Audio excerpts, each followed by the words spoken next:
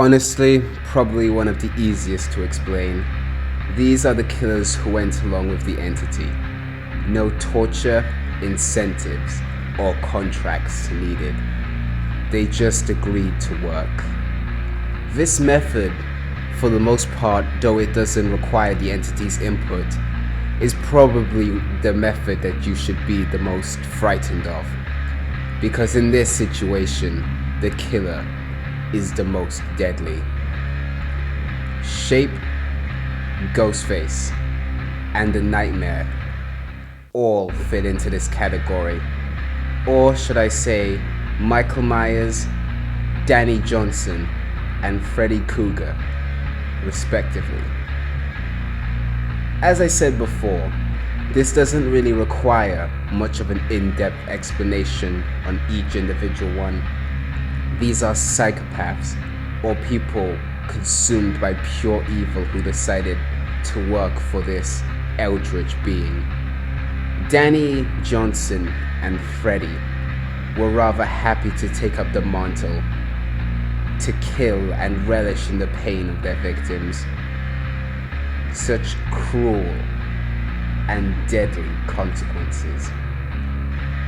As we know, Freddy Krueger in particular ruthlessly hunted down his victims before attacking, psychologically tearing them down, rather than brutally straight up killing his victims like other killers.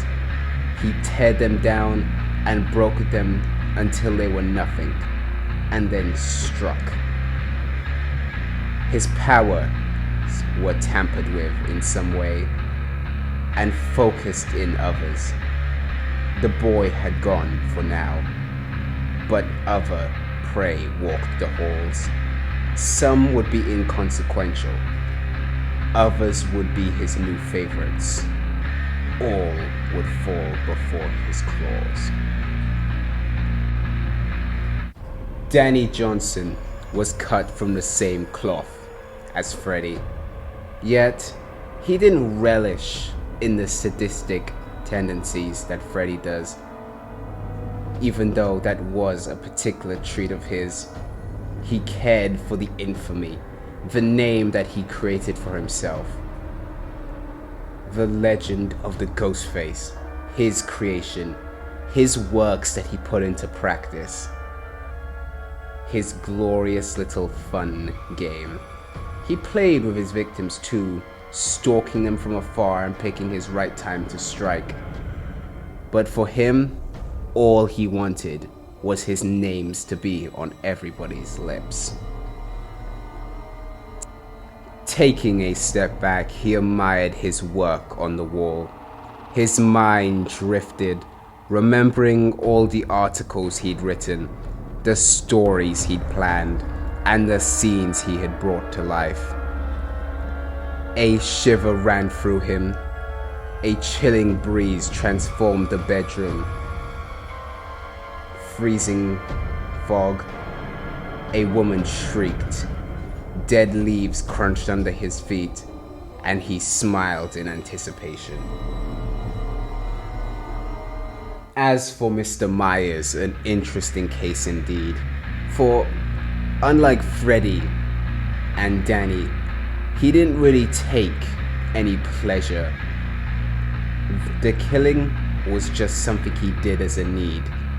There was no massive amount of joy, no emotions. He killed because it what kept him going. He killed because it satiated him. He killed just to kill. When one stumbles upon a growing fire, one does not pour gasoline onto it. But this was the action taken by the officials that had no idea how it would shape this demon in a boy's body. Sending Michael to a mental institution was a feeble attempt to save the child. Unsuccessful therapy and nightly screams made him even more introverted and deranged. It must take someone so deprived to decide to join and be a willing part of this world. No need to torture them. No need to persuade them when they give their own willing consent. These vile people are just as cruel and dangerous as possible. Perfect tools for the entity. No chains needed to control these guys, as their deadliness knows no bounds.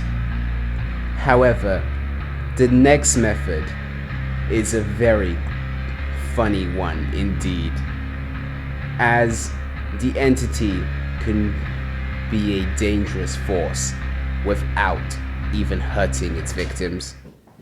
Just the mere fear of its danger can set those people straight. The compliance and the determination that comes with fear is an amusing thing indeed. The killers that we will be focusing on next have not exactly been tortured to the extent of the others, but the fear that the dark beast that dwells in this realm brings against them puts them in a state of determination or utter obedience. The cannibal and the hillbilly fit under this category perfectly, or Bubba Sawyer Jr. and Max Thompson Jr. Just looking at their add-ons, you could tell that something insidious is afoot. Beast markings.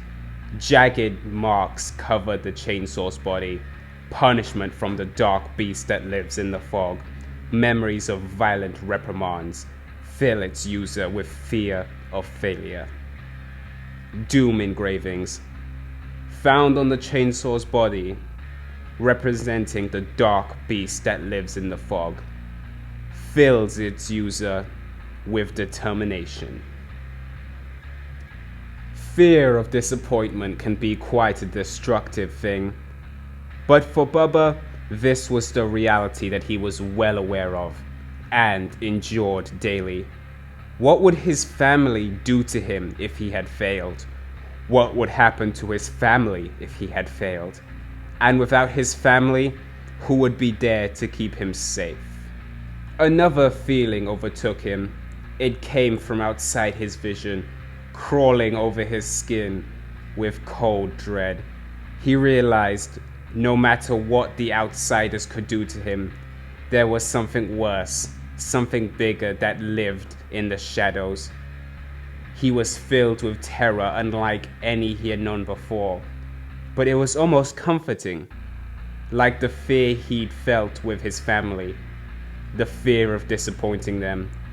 He was brought to a place that was familiar but unknown, and he instinctively knew what he had to do. He couldn't fail the way he failed his family. Family trauma can follow any person, big or small. Max Thompson Jr. followed a similar circle of abuse, but unlike Bubba, he wasn't used as a tool.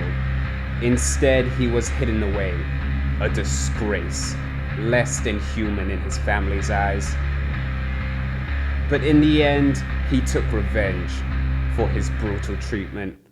For what good is a family that treats you like nothing?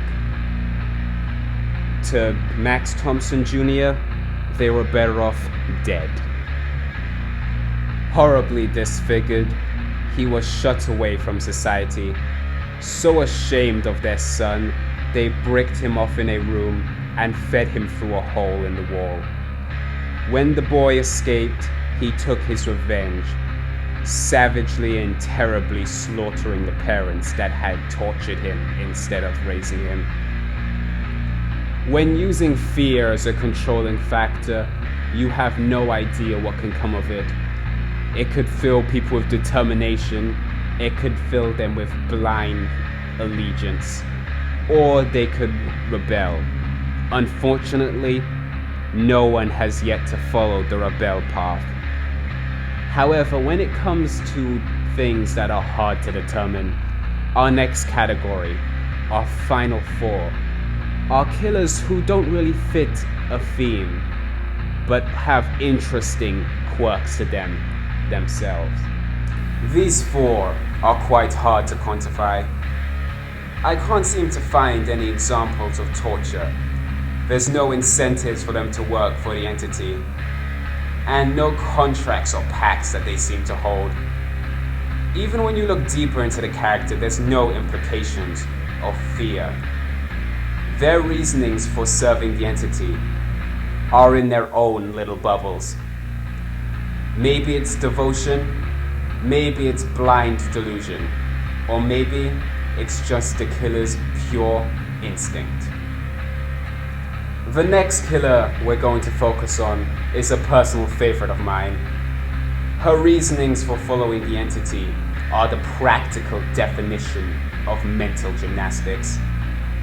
We'll be focusing on right now the pig, or more importantly known as Miss Amanda Young. Considering she has been shown to have a lot of mental and emotional issues in the film, Amanda manages to double down on her nobody deserves to live mentality, even though John outright condemned it and told her it wasn't the way, only for her to earn a gold medal in mental gymnastics, as she theorized that when she was dragged to the world of the entity, that this is what John truly wanted for her. That the entity was supposed to be her new guardian, her new master. And this is John's plan all along. Waves of panic washed over her. She heard her breath reverberating in the mask. Had she been damned, cursed to spend her days here, in this guise? Or maybe this was another test. Maybe she hadn't failed at all.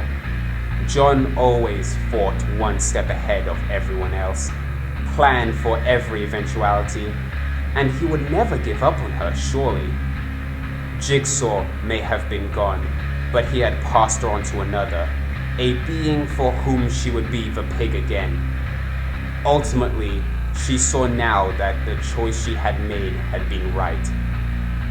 This time, the games were over. There was no chance of redemption for any of them. They were meat, and the meat was destined to die. Baffled and frightened at being brought into the entity's realm, her mind rationalized that this was John's doing and plan to keep her comforted. She rationalized that despite his condemnation of her actions, that she was doing things right. She fixated in her head that everything she was doing was the correct path and was John's intention. For this is even a crueler form of control, as it's Amanda's own toxic mind that allowed her to become enslaved to the entity. The poor, poor woman. Now, the killer we'll be referencing is quite the wild child indeed. Made feral by the fact that her mother was killed at such a young age. Anna, or the Huntress.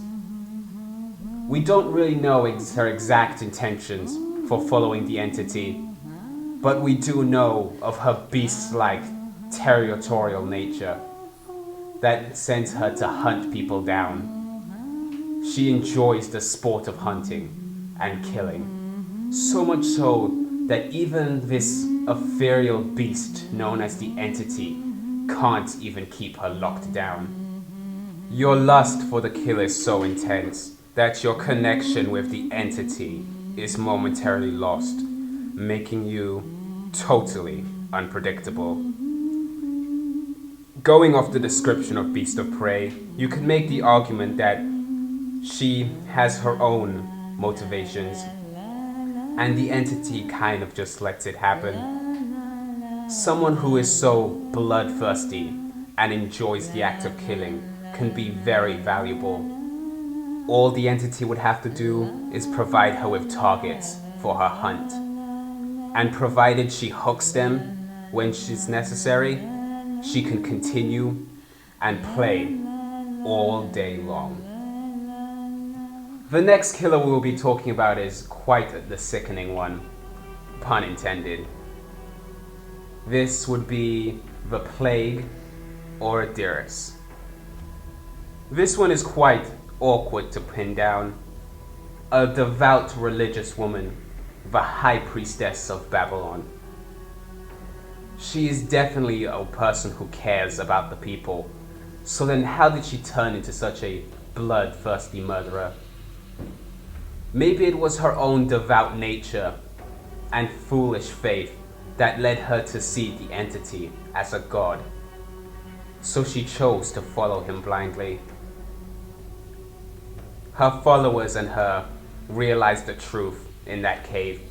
They were all infected with the plague. Kneeling among her wretched followers, Adiris made one last prayer, and the black fumes of the incense rose into the damp air before wiping off by the cold breeze. This shows that her prayer was indeed answered by a god, but not the god that she intended, not a pure god anyway. This was a god of malice and pain. The entity asked for her call and provided her the option of salvation: sacrifice and feed it. As you could tell by her mori, she says a prayer before killing the survivor herself. Something that she puts upon to the entity. Whether it's by her own hand or by the entity hook, she remains devout in her convictions nonetheless. The last killer that we'll be focusing on today is the final killer that has been added to our roster.